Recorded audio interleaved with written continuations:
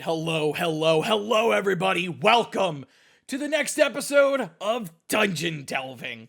This is where we sit down with either ourselves or a bunch of our friends, or a friend in this case, and we talk about certain things. This is a continuation from our Commander Sealed series. And this is where the last time you saw us, we went ahead and we did a tier list of the guaranteed possible legends you could pull. That sounds strange, but it'll make sense when we get further into the video.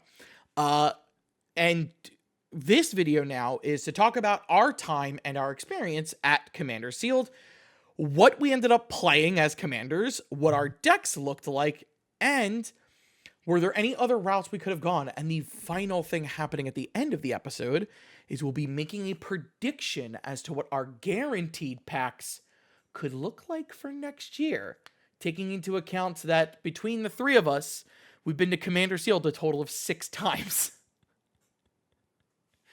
And it's not 2 apiece. No, I've only been to 1, unfortunately. I've been to 3. That's kind of funny. I was right on my math. I thought I was wrong. You got there.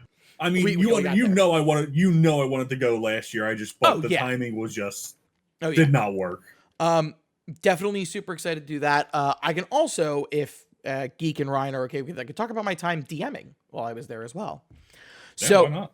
With that, we can go ahead and get started on this. And we are going to talk first about Geek and Ryan's commander in that order, because guess what? We actually have to rank them because their commanders are from packs that we're not guaranteed to have.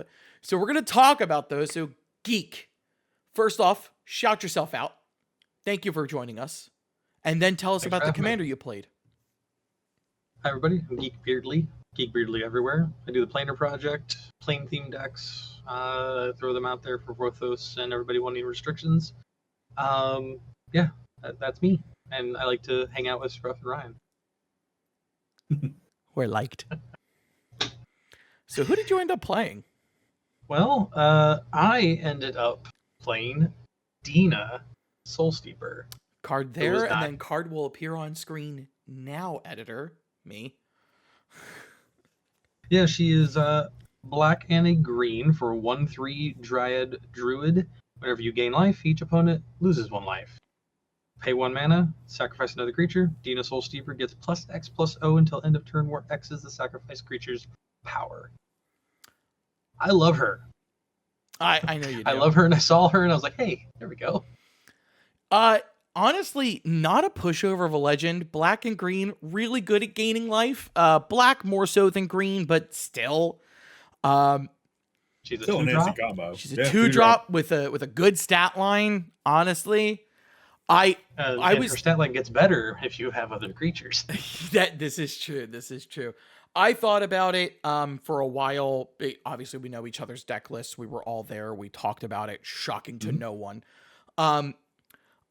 I am placing Dina somewhere at either the top of C or in the lower to mid B. While I do like her a lot, and she does have a very powerful ability, just you gaining life subsequently makes all your opponents lose life. I can see where eventually that might tip off your opponents. One thing we're going to add into rating the cards next year is, it didn't happen in Geek's game, but it would happen for me. We'll just get you hated off. We'll just get you hit off the table, because guess what? Mine did. We'll talk about that. But however, with the point that we're at, I realistically, my final settling for Dina is probably somewhere in B.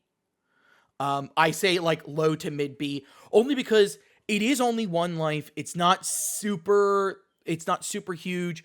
She does only gain power from her sacrifice ability, so like a 3-power creature blocking her still does unfortunately do her in. But if they're forced to block her, because she's that big, they're going to lose that creature as well, most likely. So like definitely somewhere in the low to mid B, because that can be a very powerful ability. 2 mana, 2-color, 2-drop, cannot be understated how useful that is. Geek, where would you rank your own commander? Sorry, Ray. No, you're good. No. I'm saying low B. There were times where people would be like, yeah, that's a problem, but it was never enough of a problem for them to really go after her. She's only 2 mana, doesn't take much to come back. Yeah. And honestly, there's a lot of uncommons and commons that do something to make someone lose some life. Oh, yeah. For you to gain some life. There was an uncommon from Bloomborough that was like my all-star first game. So, I mean... Oh, which one would that be? I think... Oh, it is... the Lizard. The Agate Blade Assassin. The 1 and a black for a 1/3 Lizard Assassin. Whenever it attacks, defending player loses 1 life and you gain 1 life. I had that thing out very early. It never died. And it did so much work. So it swinging would cause the person you swing at to lose 2. Everyone else loses 1, and then you gained 1. They would actually lose if they didn't block it. They would lose 3. Yeah, that's pretty substantial for it to drop. Yeah. Were there any cards you good. put in? Okay, no. Well, we'll get to that afterwards. Rye, what is your ranking on Dina? Dina's low B, low to mid. Okay. I'm meaning lower. Oh my god, my brain. Sorry, it's Wednesday and my brain's checked out. I lean more towards low B. Like, she's nothing, and just because of, like, saying low B rank, she's still a solid commander. Like, there's no arguments there. Like you said, like basically everything you guys touched on, like 2 mana. You kill her, it's like, okay, cool. So she's 4 mana. That's still not a huge detriment, especially in the late game. So, like, no big deal there. And like, there's plenty of synergy for her especially in the common and uncommon ways. So it's like, yeah, I think low B is accurate for her. Yep. So there you have it. Overall, B. I think she's solid. Definitely a good pick, Geek. So let's go ahead and talk and rank Ryan's commander. Rye, who did you have? I had pulled very poetic Dritz de Werden. Since we are a D&D group, I pulled a D&D commander. So you had... It sounds like the Reese's Cop thing from Family Guy. He got peanut butter in my chocolate. He got chocolate in my peanut butter. I'm Officer Reese's. What's going on? Yeah. So why don't you go ahead and read Dritz for us? Sure. So Dritz is 3 green and a white for a legendary creature, elf, ranger with double strike and power and toughness 3/3. As double strike, when Dritz enters the battlefield, create. I am not even going to attempt to. It's Guinevere. It's Guinevere. Yeah. Mm-hmm. Okay, I didn't. I was like, I always call it Gwen. Yeah, I always call it Gwenvar because that just sounds cooler. I was like, so create Guinevere, legendary 4/1 green cat creature token with trample, and then whenever a creature dies, if it had power greater than Dritz's power, put a number of 1/1 counters on Dritz equal to the difference. Where would you rank your commander, Rye? Where he would rank? I honestly say he's probably low A. So here's my problem. I say low A, maybe high B. The problem is you had me, who's an idiot, running him. So go ahead and explain that. Ryan had a little bit of a blunder that him and I talked about at the end of his first game. I had a massive blunder. Right. I should have ran away with my. I should have ran away with my game. And as the old saying goes, thank you, Prof. I still love this thing. Reading the card explains the card. I misunderstood Dritz's ability. I thought it was when my creatures died.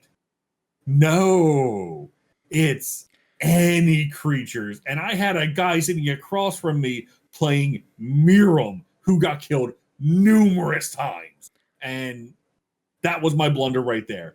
That was my biggest blunder. I should have ran away with that game and became the problem immediately over to Miram player. And I'm an idiot. I admit it. I accept my folly.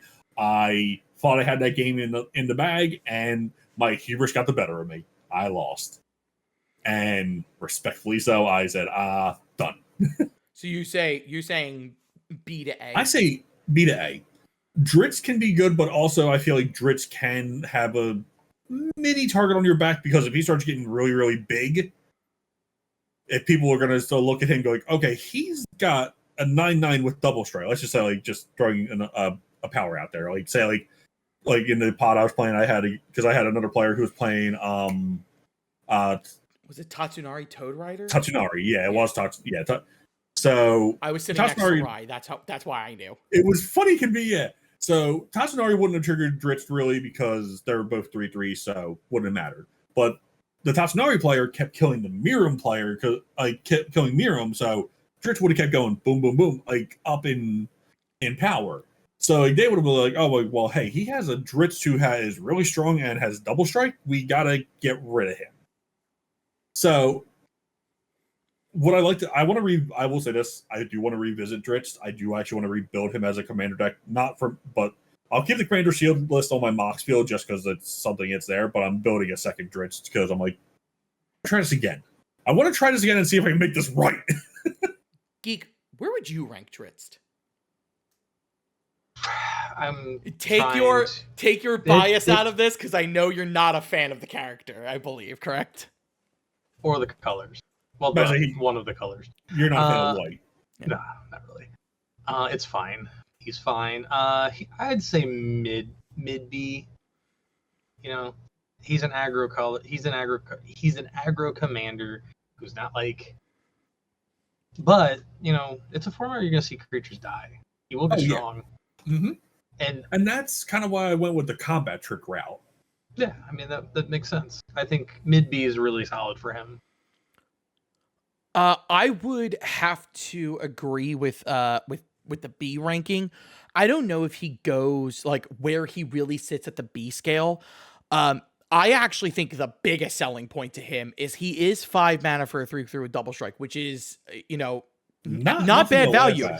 But the fact that he comes in with a 4/1 body as well is massive. It's pretty huge. It cannot be understated. For the mana cost. When he gets to a high enough power, if he becomes unblockable, he can just end the game on his own. One-shots. Yeah. He one-shots a person. Yeah. I think putting him in a B overall is a really good spot for him. I think B is solid. Honestly, like I was saying low A, like B and then B. I think B is honestly right there. He's in the middle, kind of sweet spot. Right. Yeah. Dritz, very flavorful. He's very flavorful to his actual character. Wields 2 scimitars. Has the wondrous figurine. He got stronger as he was slaying bigger and bigger creatures. It makes sense. They hit the nail on the head for a really decent card. I think Dritz was not a bad choice. We'll now talk about the folly. My commander. My commander was already ranked. It was not folly. It wasn't folly. I caught you caught a bad break. We did not factor this as a thing that could have happened, and I will bring up a slight experience I had, which was I played Minthara Merciless Soul. We did rank her in the tier list. I'll get to that in a second. So she was 2 white and a black for a 2/2 legendary creature elf cleric. She has Ward X, where X is the number of experience counters you have. At the beginning of your end step, if a permanent you controlled left the battlefield this turn, you get an experience counter. And creatures you control get +1/+0 for each experience counter you have. We ranked her at a C. We ranked her at mid to high C. The only thing we did not take into account when ranking commanders is targetability. And by that I mean, when I sat down at my table consisted of the Naya Annie Flash, a blue-white, I forget who it was. It was a blue-white something. I can't remember it. I'm sorry for that player. And then a cool. So red, black, white, blue, Naya. I sat down with this, and everybody immediately took note of the whole experience counters thing. They were not fans of it to begin with. And I didn't know people really detested the experience counters that much. Experience counters and eminence are commanders with experience counters are problematic. Yes. Minthara, and don't get me wrong, Minthara is not. She's I not. when but we she go to says the talk about our words. decks in the same order that we talked about our commanders, I still have no problem with the deck I was built. It's just that I was not going to be ever able to take 3-on-1, and pretty much the whole game, while it may not have been, it was an uphill battle because I was being watched the entire time. I never had a moment where I was able to sit back and take a breather. I was constantly on defense, but that's sometimes how it goes. That is the game sometimes. Yeah. Minthara, for her ranking, after experiencing her, I keep her to C. I think I knock her. I think we put her at like mid to high C. I think I knock her a little bit further down.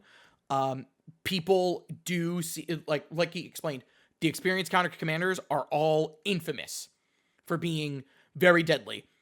Minthara is not an exception to that. And I will tell you, for anybody who's wondering, she was targeted by spells. I want to say it was like 7 times, and they paid her ward cost every single time. At one point, she was ward, I think she was like ward 5. What's your plus to intimidate, Scruffy? Apparently -3. However, that's just the way it happens. That's something you got to take into consideration. So we're going to go ahead now and go around and, I'm sorry, taking everything I said in consideration and thinking about targetability as a commander, like a commander that can get you targeted. Does your opinion of Minthara change? No, honestly. Oh, sorry, Geek. That's cool. Go. I say opinion on it stays the same. Like, I have no issue with experienced commanders. They're just, again, I'm the type of person that goes like, it's a mechanic in the game. It's up to me to work around it and try and defeat it. So, I think C is still appropriate for Minthara. Geek? My opinion didn't change of her. I just Okay. think you had some very careful players, and you must have looked very vulnerable. So I could tell you this right now. I had an opening hand that had 4 lands and 2 pieces of ramp. I got off to a very fast start where I played a 6-drop on turn 5. And That's not a very fast start. for white-black it is, and especially in this format. No, that's 1 turn ahead. That's not that bad. Get mana rocks. So, But anyway. Well, that led to a turn. Well, it was a turn 5 because what I wanted to do was I wanted to flicker the 1/1 in my deck that made a 4/4 angel, but I wanted Minthara out when it happened. So I had to wait till turn 6 when I had 8 mana to be able to do both of those things. Okay. So that's why I said I had a fast start. Like I played at 6/6 on turn 5. I could have played 7 mana worth of stuff. But like, and I had it in my hand to do it. I just didn't because I had this plan in my mind. So, I mean, fair. Right. So, with that, Geek, how'd you feel about the deck you played? It was great. It synergized well. During build, I wasn't getting any legends for a while, and I was getting a little nervous. Valid. Valid. And the first one I see is, I think it was a mono black one, and I was just like, oh no. And then I pulled Babala Saga, and I was like, okay, we got a Golgari one. We got something.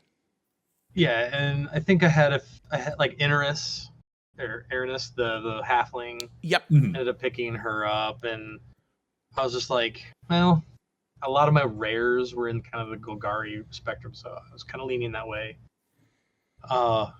And then one other person in my pod was thinking about it, but I had a lot of like uncommon and a few rares that were really good for red-white equipment, and he had a Tanya, the angel from Dominaria that does equipment and aura stuff.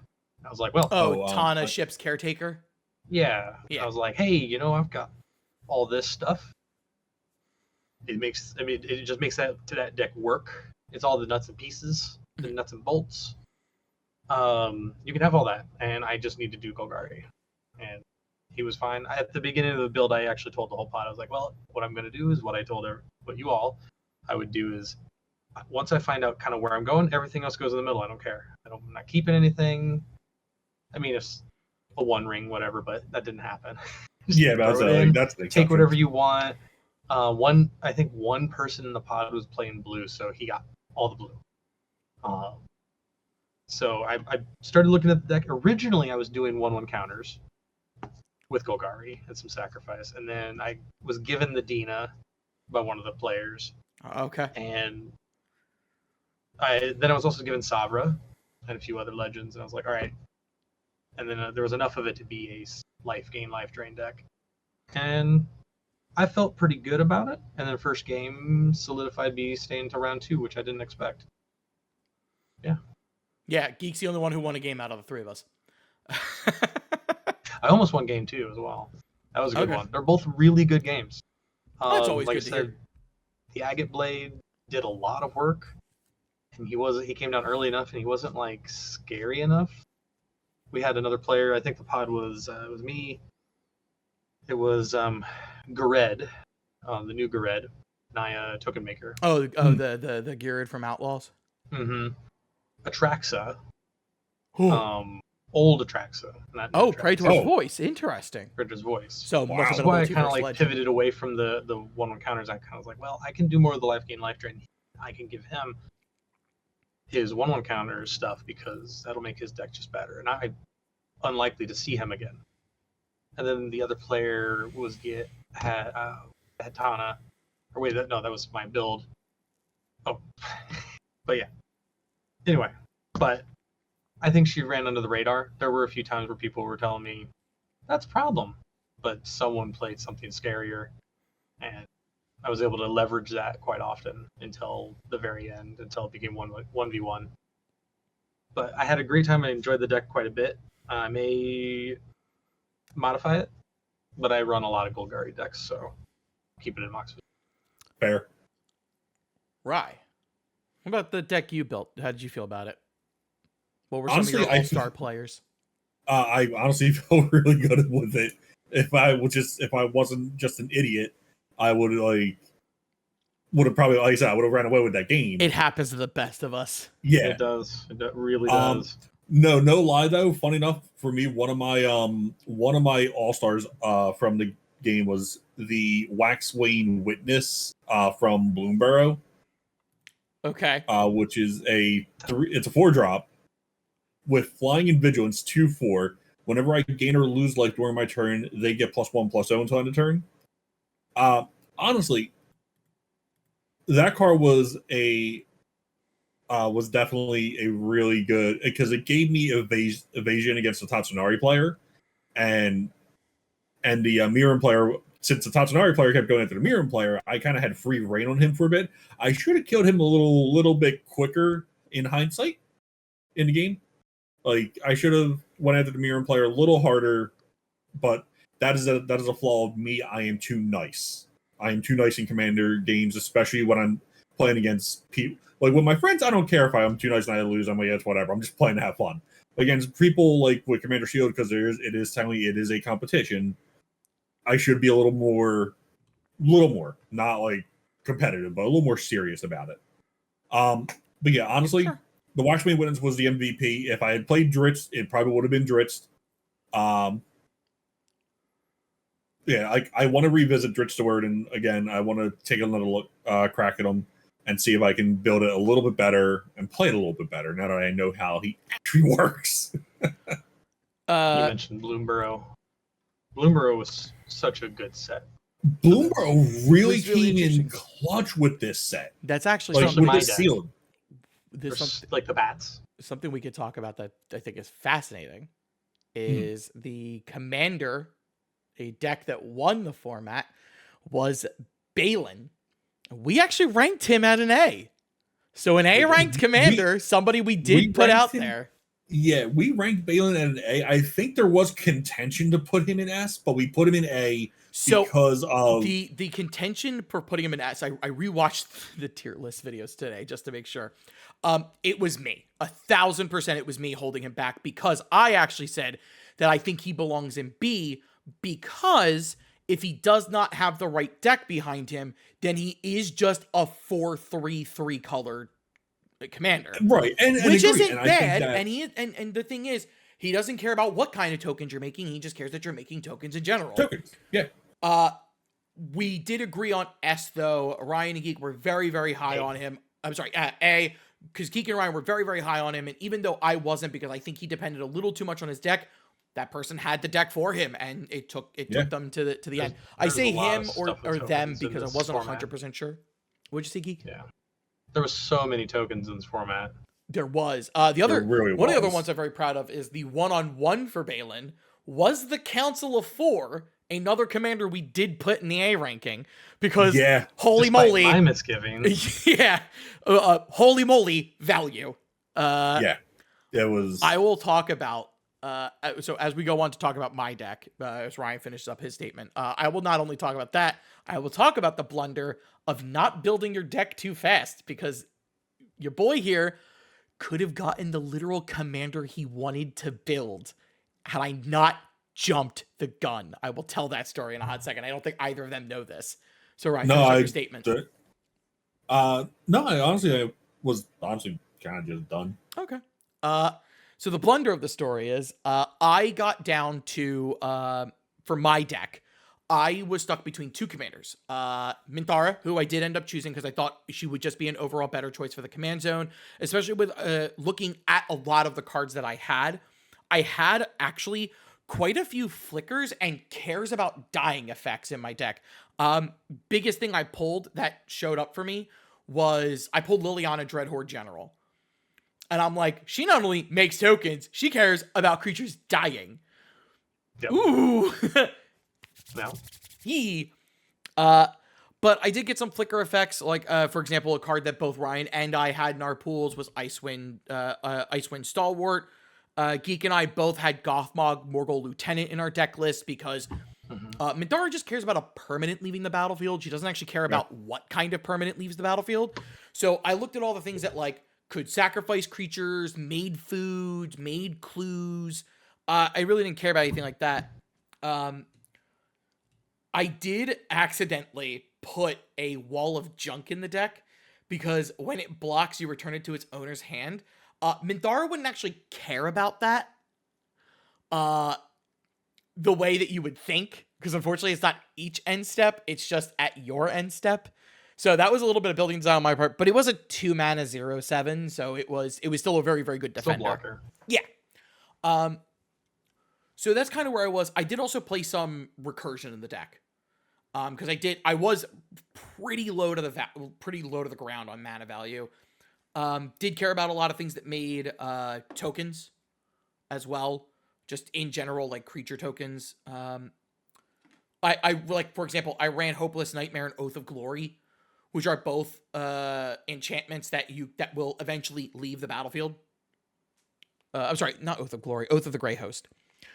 I feel good about my deck. I honestly think had I not been targeted the whole time, or honestly, had I just ran a different commander, like, for example, the other commander I pulled was Denethor Steward, Ruling Steward, who we did rank at a B.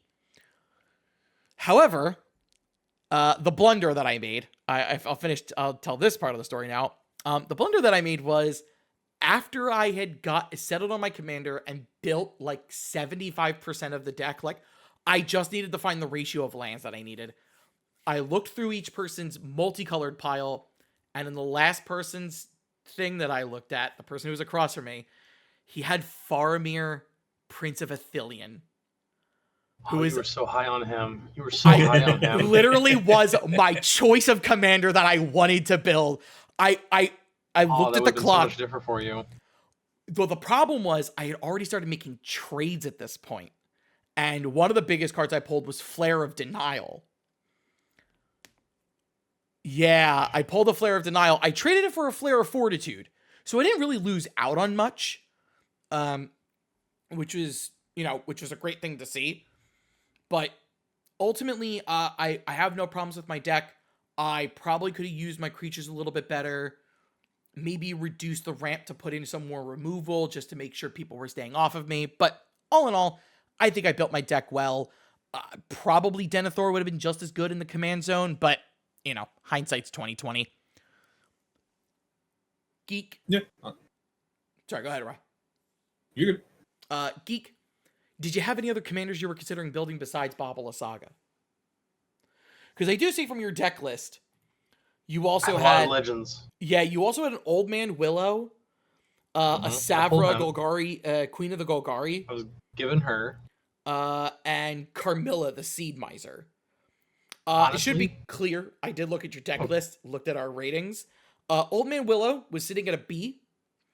Carmilla, we ranked at a low C. And Savra, we ranked at like really low C. We actually put a monocolored commander above her. Honestly, when I was building it and I was looking through it and I finally kind of settled on the life gain, life drain kind of thing, there was enough food and like squirrel stuff. Honestly, any of them could have been the commander. It would have been fine. Sure. I just really like Dina. I'm a huge Witherbloom fan, and she's such a low cost. The whole deck is like you said, yours was really low to the ground, so was mine. I think the average cost is like less than 2. Yeah. And I had a lot of just good bits and pieces. Yeah, I really enjoyed the deck. That first game was so nice.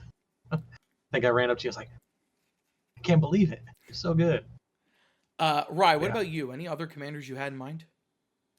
So not in the so for the commander I actually did run, I pulled no other really viable Selesnya commanders.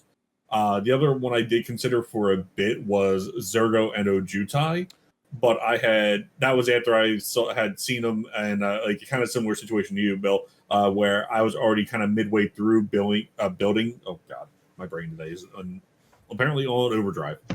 Building Dritz, I'm like, nope, I'm already too far in. I'm going to just commit to Dritz. It's fine. I got it.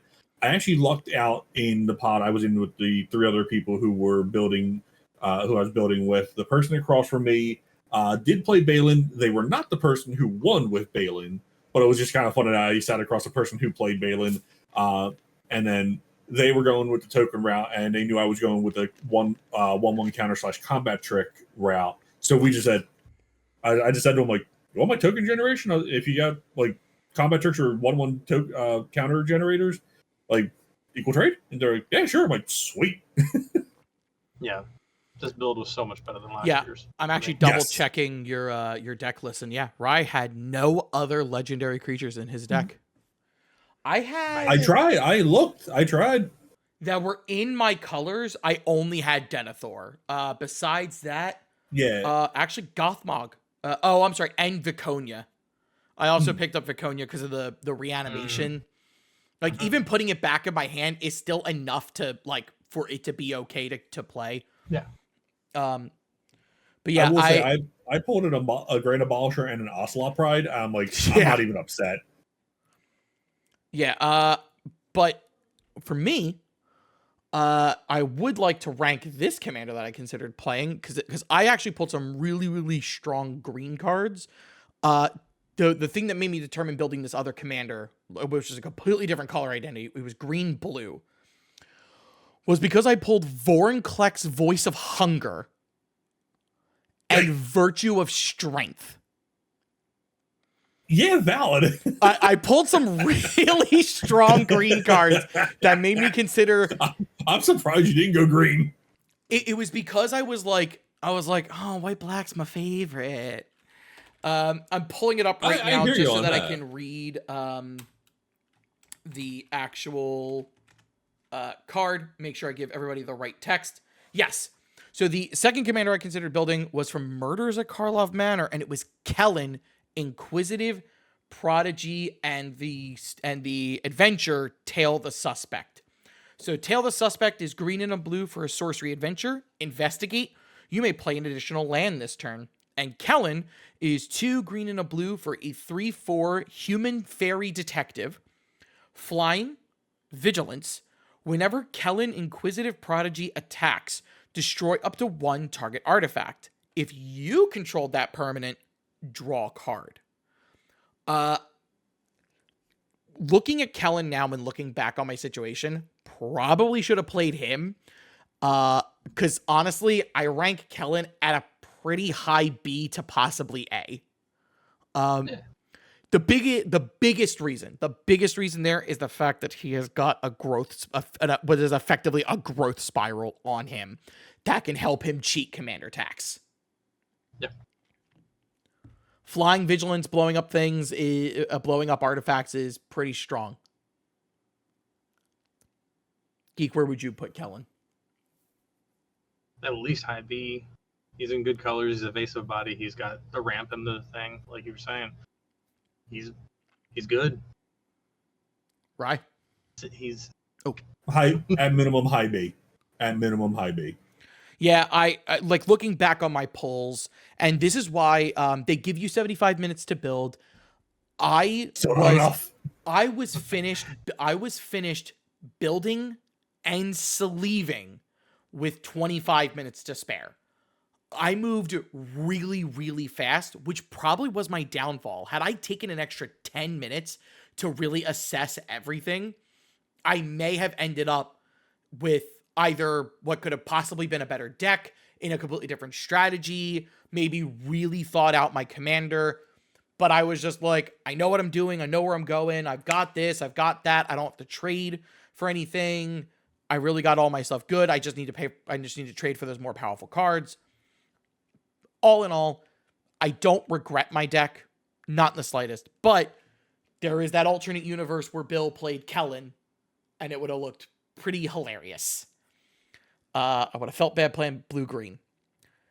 Our video is reaching its end, because we've talked about, so the last thing we're going to talk about, which is outside the cards themselves, is our actual experience at Commander Sealed. Rye, how did you feel about your time up there in Rochester? Aside from the first, like the overwhelming after the first match I had, and I think that was just a high emotional high that triggered.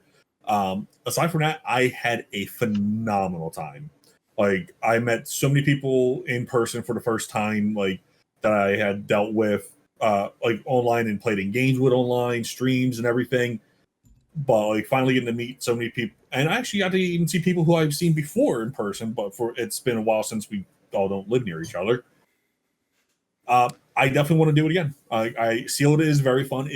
The benefits for the two charities is amazing, and yeah, I had nothing. Honestly, I had nothing but positive things to say about it. Like you said, like one little hiccup with me, like with just being overwhelmed. That I'm not going to let that damper the entire thing. And I also got to meet a real cool person who I'm going to toss him under the bus here. No, you're Geek. You're good. You are safe. No, this person got me back into another hobby I thought I was out of. A hermit. Hermit, I love you. You are a great man. Cannot wait to meet you again and see you in person again. But God, why did you get me back into Warhammer? Find him on the Hermit Druid on Twitter. We will post this on Twitter. We will post this on X/Blue Sky and tag him. Well, he'll find this. Yep. Geek. This was round 2 for me. I was there last year. This was far and above better than last year. The build was great. The gameplay was much better. My deck last year was really bad. It was really bad. It's on Moxfield. You can look at it. And of course, my first opponent is the amazing Eliana. She got newer Atraxa, and I was like, help, help me. But no, the event is great. I love the event. Both times the event itself is always good. Seeing all my friends, doing charity stuff. Rochester's a great area to come explore. I'm a geologist, so this time I actually was able to explore and see some rocks this time. There's a gorge in the middle of the city. I didn't know that. Now I do. So I got to see some waterfalls, but overall, no, it's definitely somewhere to go, somewhere to see, and this is a unique experience. I've actually told some local friends, and they've done their own little mini Sealed now, which they really enjoyed it. Yeah. Really good. As far as my experience, everything was awesome. I've gone 3 years in a row now. I will confirm here on the video. I will be going for 2025. You'll see me there too. Same. So, yep, the three of us will be returning. And the one thing different this year that I didn't do the last 2 years, because I wasn't there the last 2 years, was I DM'd while I was there. And I know that a lot of people were excited. I actually, heart out to the table that I DM'd on Sunday. They knew who I was. Killing the final boss, they used one of the moves that I use for my original Calden on this channel. And I was just like, you know who I am. I'm being shit on by my own rules. Dope. It also didn't help that I came over and gave them I gave them each. Donations are great. Yep, I donated $16 for this, and I gave them each a level 2 spell scroll of their choice. They took that second encounter and only roleplayed for the pure reason of, I know what's going to happen. Can we just say it happens and let me move on with my life? Cool.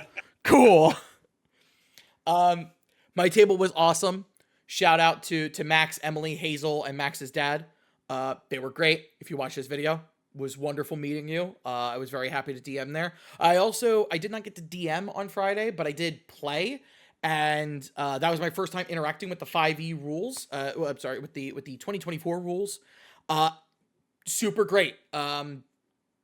Jasper, Sean, and I should be putting out the video soon. I hope.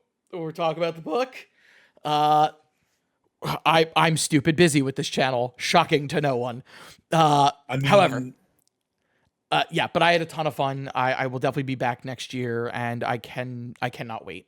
It is always a very emotionally charged experience, both to and from. And yeah, I absolutely cannot wait. Shout out to the whole Sealed House, Geek, Ryan, my partner Shannon, Miss Eldritch, Chris Von Doom, Tamir. Light, love and miss all of you. Cannot wait to do this again next year. Definitely worth the 20 hours of driving to and from. 6 hours from me. Well, 12 hours. Oh no, 12 for us. It's still like it's 6 to 6 from. Oh, okay. You're talking round trip then 12. Yeah, round trip. Yeah, it's 12. 20 for me. Yes, sorry. Well worth it, and I'll keep doing it. Yeah, as long as the event is worth it, I will never complain about the trek. Like I will because it's always a good I'll complain about one thing. I got pulled over. That was my fault. It was 100,000% my fault. That was your own fault. However, let's go ahead and get to the end of this video and talk about the one thing that should be very interesting, which is the layout of guaranteed packs. Yep. For 2025 that we Commander think, Shield. this is our prediction. Obviously nothing's set in stone yet. Once we know what's set in stone, we are looking to make another video of the tier list again. Oh, yeah. So we will talk about this as pure speculation, but I built this up, and I believe Geek and Ryan both agree with me on my setup for this. I have taken what has been the past 3 years that I've been there as a sort of formula. So we're going to keep it in mind that the sets that are coming out leading up to Commander Shield next year are Foundations, Aether Drift, Tarkir Dragonstorm, Final Fantasy, and Edge of Eternities. We're going to get those 5. Oh, I'm sorry. And Innistrad Remastered. Yes. We're going to get those 6 coming up. So the formula I've noticed. So many sets. Oh, yeah. The formula I've noticed for the past 2 years, so 2023 and 2024, is we get a remastered set, a Commander Legends set, a highly packed Legendaries set, a premium set product, and the latest standard set. So with keeping that idea in mind, this is realistically my prediction for what 2025's Commander Shield is going to look like. The guaranteed packs. The guaranteed packs only. I think we're still sitting with 2 Commander Legends battle at Baldur's Gate, or 4 Baldur's Gate, whichever one it is. It's got a crap ton of legendaries in it with some really good cards that support Commander. I think legit, like, it's got Wayfarer's Bauble, it's got all your diamonds, it's got the backgrounds, it's got solid commanders. It's got a little bit of everything for everyone, and I think that it's a very good set. I think we are going to still get 2 packs of Lord of the Rings Tales of Middle-earth. So many legends in that. 82. Yep. 82. Good part is, though, we don't have to make a tier list for that. Them.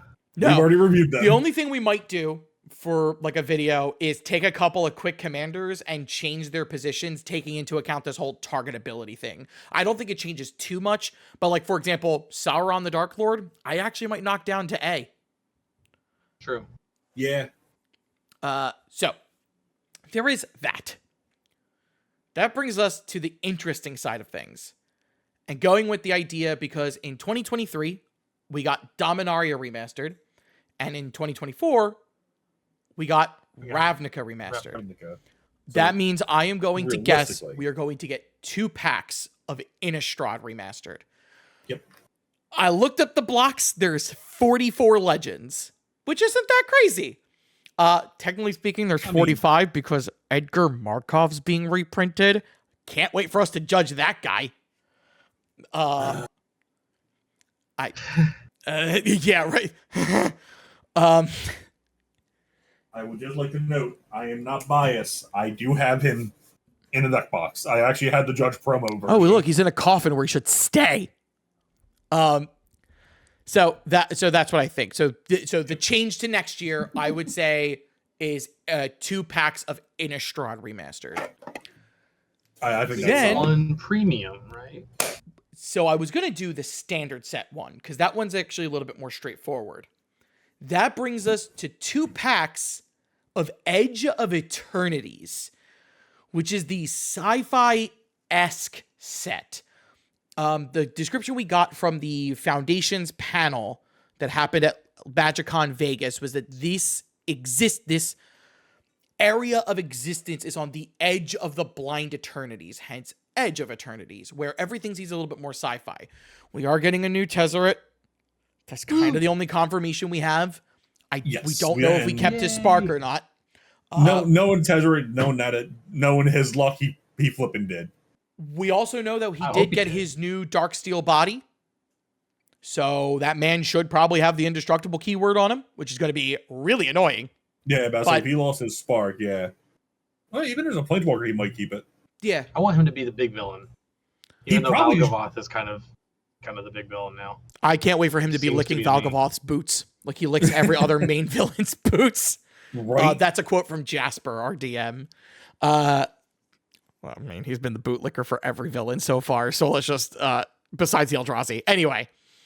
Yeah. So for one villain then, You know, Nicol Bolas, and the Phyrexians.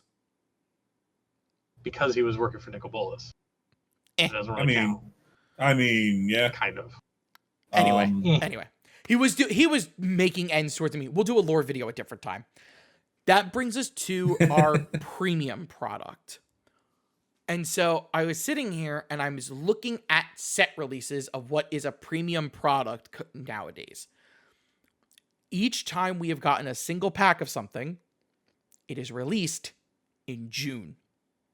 And the release in June is Final Fantasy. So unfortunately for us, that is my guess as to the single pack we're getting. But it's not necessarily a premium product. It's a not- standard set. Well, that's only because of the change for Universes Beyonds are now going to be... Universe Beyond tentpole sets are going to be in standard. And this will not change legality for previous Old one. sets. So Assassin's Creed is now not standard legal. Lord of the Rings is now not standard legal. That should be kept into mind, though, that as long as it is a tentpole set, it will be in standard. We did get confirmation. My wonderful partner Shannon found an article where Aaron Forsyth said that Spider-Man is a tentpole set. So Spider-Man, for example, will be in standard. So will Final Fantasy. I will say, looking at the release window, though, we're not including Spider-Man because Edge of it will Eternity most likely drops come in out August. afterwards. And yeah, like to have a set drop in August and then have a set drop in September, unlike no time, kind of like with Dustborn. Exactly. I also think that we'll only get one pack of Final Fantasy because there are so many freaking legends in Final Fantasy. It'll possibly overload some people.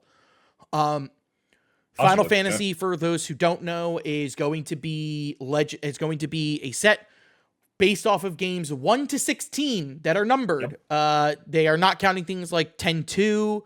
We're not counting things like Lightning Returns, to my knowledge. Okay, so just 10. Yeah, so 10, which we have seen artwork of. We know 6 and 7 are being represented. We've seen artwork 14. Of Sephiroth and of Kefka. Yep. I'm guessing that's either Hero's Downfall or Mortify. A sword stabbing through somebody is always Mortify, and I don't know why. Also, could be Anguish Unmaking. Could be Anguish Unmaking. Yes. But aside from that, we have seen like pictures of we've seen a Moogle. So probably not gonna be. It's probably just gonna be a creature, not a legendary creature. Yeah. But King Moogle could be a potential. We've seen Emmett Selk from Final Fantasy XIV. You absolutely know he's gonna be a legendary creature. So yeah, Final Fantasy is gonna be a tough one to rank because there's gonna be a lot. Especially because one thing we have to take moving forward is that sets contain play boosters only, and you can pull anything that has been released for that set code in the play boosters, which means we have to talk about the face legends of each commander deck for each set that comes out. Yep. Can you see how excited I am? The only flip side I could see them doing to a premium product, they have not done that. They have not done this yet, but what could be interesting is the idea of a collector booster pack. I doubt that they would do it, but it would be the way to offer a different product, but offer still a premium product, because we got, I believe, Modern Horizons 2 in 2023, and then we got Modern Horizons 3 in 2024. Right. Yeah. That's why I'm assuming both of those sets released in June. This is why I'm assuming that Final Fantasy is going to be the one-pack product. You're guaranteed to get a legend out of that set. I think the basic math I did is that each game has a minimum of 6 possible playable characters with a guaranteed singular villain in each one. So 7 times 16, I believe, is like 114 creatures, 114 legendaries, which is nuts to think about, especially because the Scions of the Seventh Dawn is like 9 people. Also, a heads up to everybody right now, Final Fantasy has a thing, and you play Alphino, I will kill him every time. I hate that guy. I don't know anything about Final Fantasy, so you're talking first of your. So realistically, at least for some of you, Geek will be the representation on that list of just like I'm just viewing this as a legendary creature. I mean, I know a few of the ones from Final Fantasy VII. There is also the talk, I guess is the last thing we'll truly end on. There is also the talk of the what happened earlier this year with the Rules Committee. Talking with some of the people at Magic the Dungeoning, our heart goes out to everyone who was involved in that incident. We do think that, unfortunately, it was one of the lowest points of the Magic community.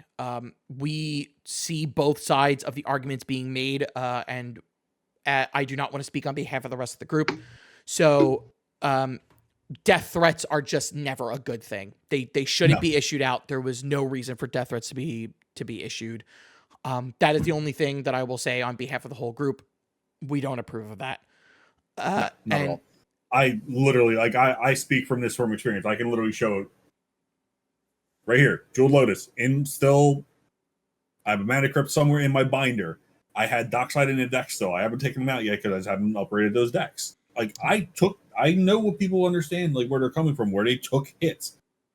Unfortunately, the secondary market is just a volatile thing. There's going to be instances it literally can crash the next day and the cards are worth nothing. With that being said, it's the unfortunate part. With that being said, but yeah. The rules panel, there was a couple of talks about like what different rules we could see, bans and restricted cards. I think it would be kind of interesting if they did, like, for example, allow planeswalkers to be commanders. that definitely does open up a huge part of the list that I definitely don't want to do. Yeah, God, if that we would got not be They're fun. only doing 1,000% like off. one planeswalker per set now. Well, yeah. Except for Foundations has 5. I think Foundations is an This exception. set's a little different, and by the way, this set's awesome. Yeah, Foundations And is... actually, we already Jesus. know that that's a broken rule because we do have 2 Planeswalkers coming out in Aether Drift. Well, that's because one's the MacGuffin. Well, the Aether Spark. Yeah, the Aether Spark And is then a we have Planeswalker, Chandra, which is who, odd. judging from the mom story, Kept still her has spark. her spark. Yeah. she In definitely all of does. her Akira glory. So, folks, the last question I will pose out to Geek and Ryan is, my predictions that I made, is there anything you'd like to change? Honestly, right now, no, it's Geek brought it up, like you said, like there's technically next year for 2025 there is technicality wise no premium set. Final Fantasy is taking the place of said premium set, so it's really tricky. Like obviously everything like we're doing is just speculation. I think right now I think the predictions are fine. As more stuff like gets released and everything, maybe like then like we can revisit it. But no, I think the predictions are fine as they are. Awesome. Geek? I could see them doing 2 Final Fantasy and then pulling back an old premium product like Commander Masters or That would be Modern interesting. Horizons 3. Yeah, because like honestly, both of them are still viable. It just it depends on the event, like how much they would have to shell out to get the amount of packs they'll need for it. True. Modern Horizons 3 would be much more easier because it's more. It would still be more readily available since it's still newer. Newer is the quote unquote term, loose term I'm using there. Whereas Commander Masters, It's a little older. the A little more older and expensive, but yeah, it's not out of the realm. It's not that old. right. No, I agree. Like, so like, you could go either way with that route. They could also like drop that and just keep Rav remastered in there. Sure. So we get Maybe Innistrad they and go Rav. up to 10 guaranteed packs or something. Yeah. So, folks, Ryan and I are MTD, Magic the Dungeoning. Episodes are going up. Things are releasing. We're finally catching up on all of our editing. Shannon and I have been very, very hard at work. So we're working on that. This episode should be out within a couple of days. It actually seems like if I get to do what I'm supposed to do, you'll be getting 2 episodes on Friday. Yes, 2 episodes. You could see me yelling Scottish at my party members because I was still doing that voice at this point. Finally, our guest who has joined us on this episode, it's Geek. Geek, go ahead and shout yourself out one more time. Thanks for having me. I'm GeekBeardly everywhere. I do the Plater Project. Orthos playing theme decks. Check me out on the Twitters. And I was just at Vegas. That was really fun. Sealed might be the next time I'm out at an event. I don't know. But it's been good. I enjoyed talking with y'all. Folks, you walked down the stairs. You've kicked in the door. You defeated the enemies. You've looted the room. Thanks for joining us for Dungeon Delving.